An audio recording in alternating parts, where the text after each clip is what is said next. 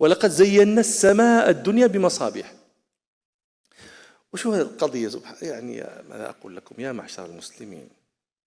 يعني عندما قلنا ما ترى في خلق الرحمن، وقلت لكم انظروا إلى الإضافة إلى اسم الرحمن، وأن ذلك الخلق منه سبحانه تتجلى فيه رحمته، بل تتجلى فيه رحمانيته.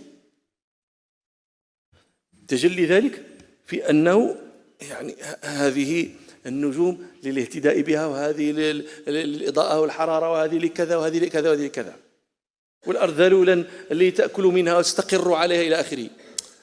لكن من المنافع منافع أنت تستغرب كيف تكون منافع، كيف تكون محلا لنظر الله يعتني بهذا العبيد الحقير، يجعل له زينة. ولقد زينا لمن؟ لقد زينا السماء الدنيا لمن زينها ربنا؟ لنا ولا لا؟ زينها لنا وزيناها للناظرين. احنا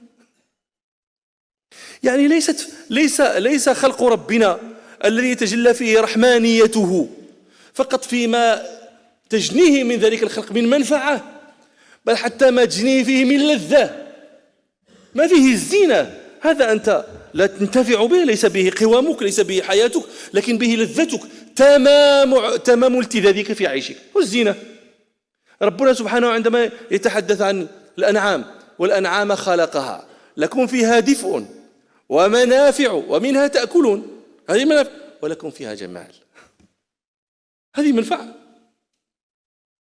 جمال. هذا الرحمن لا يقصر اعتناءه بك على ما تأكل وتشرب وتتدفأ، حتى على ما تضع عليه بصرك فتضعه على شيء جميل، شيء مزين.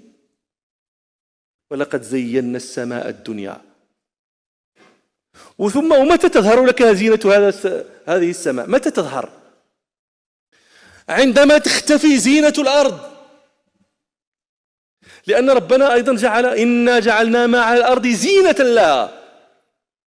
ففي النهار عندك زينة الأرض، لكن إذا أظلمت الليالي، حلو لك الليل، اختفت زينة الأرض، أظهر لك ربك زينة أخرى، حتى لا يبقى نظرك من غير أن يقع على زينة. ما ترى في خلق الرحمن؟ يعني من يصل معك إلى هذه المواضع؟ ما زلت تبحث في خلقه عن التفاوت عن العيب، ما زلت تبحث في خلقه عن التفاوت عن العيب.